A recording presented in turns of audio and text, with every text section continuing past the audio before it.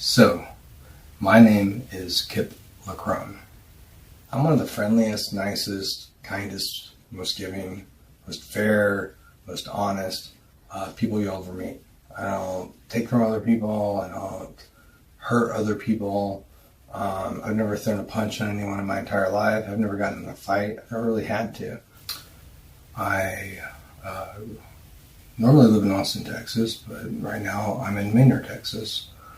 And I am a victim of something that I had never heard of before, but which is plaguing Austin.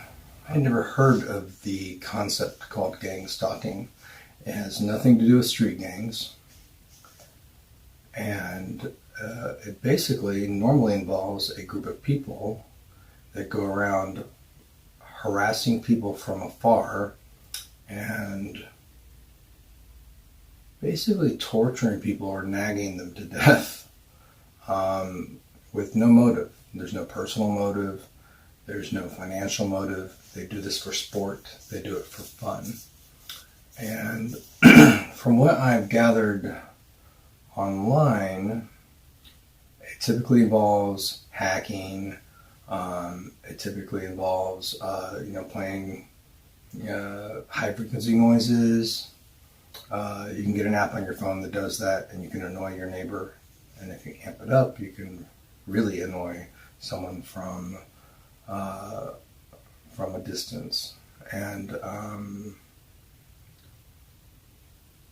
but this group involves Austin Police Department officers and Travis County Sheriff's officers. Now, do they make up the core group? I'm not sure, because it's an anonymous group. And when I say anonymous, that just means they're not known to me. They're known to many people. There's at least several members of this group, if not much more. And that's just on the team that's surrounding me. They are essentially a terrorist group. They terrorize people in Austin. They torture people in Austin. They sometimes fuck with people subliminally or without their knowledge. They can cause people to feel like they're ill, or to feel like they're having a headache, or to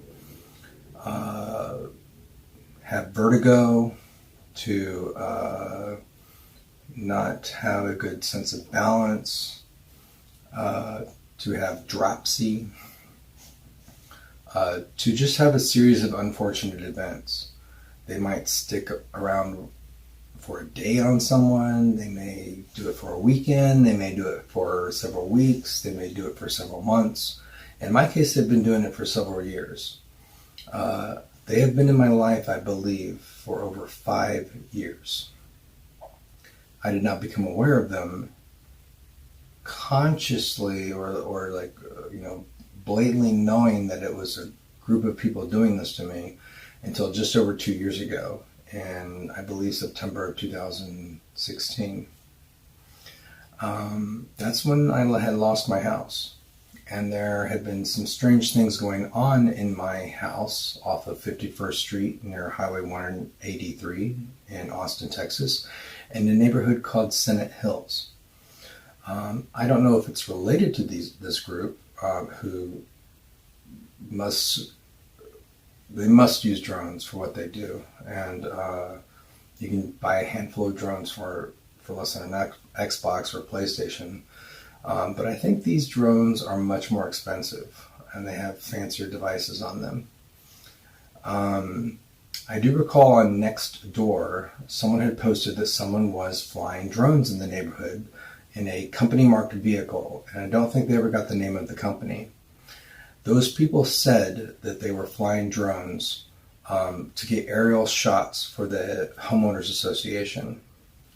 Someone else had posted that it was for some Showtime reality show on NextDoor. I don't know where that rumor came from. I find it somewhat suspect. The HOA responded immediately that no, that was not the case. And then the people kind of fled. I have no idea if that was the beginning of this group, but I do know that there were drones in our neighborhood. I saw drones outside of my house there, near the end of my stay there. I saw one fly up to my window, someone that was sitting beside me that to this day I still can't remember who it was, and they witnessed that. And then the week after I moved out of my neighborhood, after my house foreclosed, a woman had posted that there was a drone spying on her outside of her window. So I believe that Senate Hills is worth checking into. They stuck on my house. They were in my house. They were around my house and spying on my house for a few years before I lost it. And I believe they are responsible for my ex-fiance Bernie kind of going crazy and thinking of me as the enemy over and over and over again, and driving him mad and driving him to do some horrible things, which I can't even talk to him about because I can't get the police or sheriff's department to do anything about it. So I can't really even tell Bernie, like, that wasn't entirely your fault. And it doesn't matter if it was 10% or 90%. These people can push people over the edge. They pushed me to the brink of insanity. They pushed me beyond what anyone has pushed me to. After Bernie moved out, my best friend, my gay best friend, Jorge Longoria, moved in. And pretty soon he thought he heard me talking behind his back, and I would find him crying and going like, I'm sorry, like whatever it is will change. And then it turned more from sadness to anger over a period of time. And like, one time he was like, I heard what you said. I would never talk about someone behind their back, especially a good friend of mine. I have nothing but nice things to say about George. But our relationship turned very sour and he moved out. And I now know that he did hear my voice saying mean shit behind his back, or not really behind his back, but as other people heard people talking behind their back and had hallucinations. And I just thought it was some weird thing because I didn't have a bad choice of roommates after that. And but I don't think it was their fault. I think many of them were victims too, as was I. I was kept busy. I was kept, constantly like I felt like I was constantly like keeping the house up, but then I was constantly like trying to put it back together after people moved out, to the point where I totally didn't look at notices until my house foreclosed.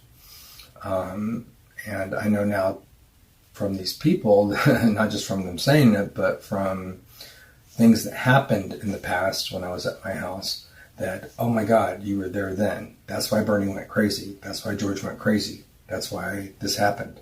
That's why this happened. And then some of my roommates, I know Will, when I ran into him a few months ago, it's been years since I've seen him, since he was at my house. He's still experiencing it. So they're stuck on him, but he's sort of he's got a subset of what I've been going through. I think he's at an earlier stage of paranoia where he thinks like his roommate's talking about him. He's doing the license plate thing where you do license plates because you think they're sketchy cars, and I'll get into that later. I think at the end of 2014 is when I got contacted by a cop, or someone pretending to be a cop. He identified himself as Marc McLeod. I called 311 and they had no information on Marc McLeod. I think that's possibly because they looked it up under MCCLOUD, and I don't think they checked under this name. But he gave his badge number as 7091, and he kept saying, I'm in the system now, like I'm in there. And when I called him back, after he left a message saying that it was a police matter or something like that, he said, oh, I didn't need to talk to you anymore, and he was acting kind of weird. And he acted kind of weird too when I told him that 311 said that there wasn't a cop with Marc McLeod. And unfortunately, they can't look up people by badge numbers in 311, which should be something that they change. Then there was some like flirtation going over text messages with this person in 2015. He was flirting with me. I was flirting with him back.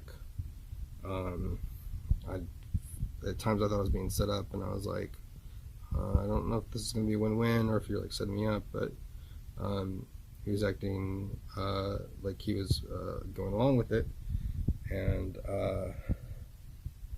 here's text messages. There's my old address, my old phone number, and